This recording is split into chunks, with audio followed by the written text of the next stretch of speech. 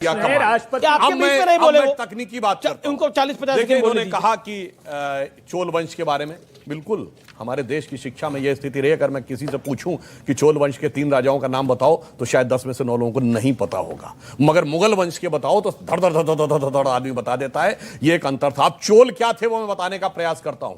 अगर हमारी उस जमाने की नेवी थी, सोचिए इंडोनेशिया से लेकर कंबोडिया, जावा, सुमात्रा तक जो प्रभाव दिखता है चोल साम्राज्य का, और बहुत स्ट्रक्चर दिखाए जाते हैं जो इसीलिए कहा जाता है ये भारत के प्रतीक थे। मान्यवर जाके देखिए, चोल राजाओं के द्वारा बनाया गया तंजावुर का बृहदेश्वर मंदिर बगैर नींव के बना हुआ मंदिर, और उस मंदिर की खासियत यह है कि उसके ऊपर 80 टन का पत्थर रखा है। आज तक कोई ऐसी टेक्नोलॉजी नहीं जो 80 टन को उतने ऊपर पहुंचा दे।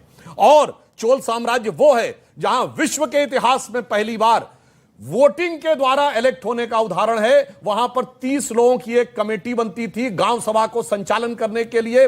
6 कमेटियां 5-5 लोगों की होती थी, और उन्हें जैसे आज मतदान किया जाता वैसे सेलेक्ट होते थे। इसलिए प्रधानमंत्री जी ने ऐसे ही नहीं कहा we are the mother of democracy. और चोल में जानते क्या है, नटराज की जो मूर्ति आपने तमाम जगह देखी होगी, डांसिंग करते हुए नटराज की वह मूर्ति, और वो कहां लगी है? यूरोप की सन लेबोरेटरी में, जहां अभी तक की 21वीं सदी की सबसे बड़ी खोज हुई है गॉड पार्टिकल, जिसका असली नाम है हिग्स बोसॉन। और उसके नीचे ऑस्ट्रिया के साइंटिस्ट फिट्जेफ कोपरा का लिखा हुआ है कि सन लेबोरेटरी में क्यों लगी है। उन्होंने कहा because now science has come to the conclusion that the perpetual creation and destruction of universe is like a cosmic dance of Shiva।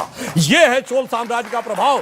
तो चोल सृजन, तुलना संभल के करिए, चोल सृजन के लिए जाने गए, मुगल विध्वंस के लिए। मगर अफसोस इस दिल्ली की सड़कों के ऊपर मुगलों के नाम की दर्जनों सड़कें, मतलब एक नहीं तो 5-6 सड़कें, मगर चोल का नाम तक नहीं पता। शपथ नहीं लेंगे। ओके, लाल किला से शपथ नहीं लेंगे, ऐलान कर दीजिए आज की डेट में आप।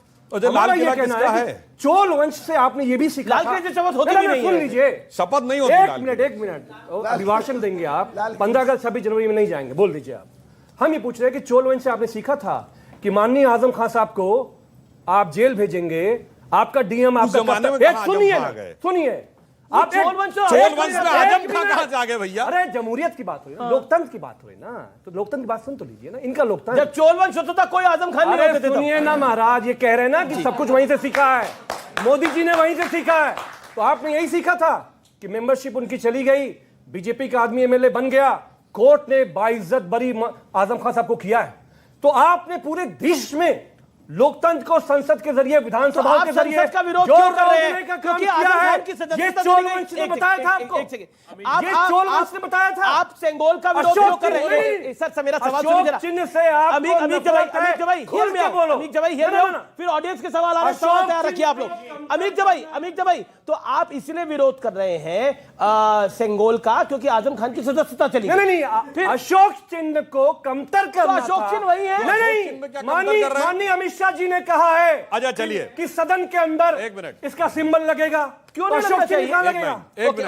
अशोक चिन्ह में इनकी आस्था है, ये तो ये मानते हैं, ठीक है। जो हमारा राजकीय चिन्ह है अशोक चिन्ह, उसमें आस्था के 2 पहलू बताता हूं। पहला तो वो संसद के ऊपर लगा है।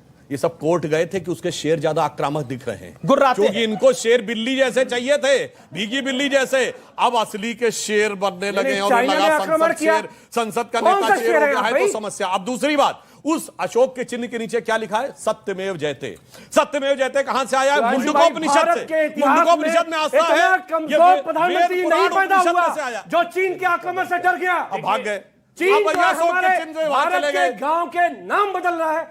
कैसा शेर है आपका? बता रहा हूं, सुनिए। इस समय चीन की औकात सिर्फ इतनी रह गई कि नाम बदल रहा है। इनके जमाने में नक्शा बदल दिया, चीन ने नक्शा बदल दिया था, सही चीन चला गया था।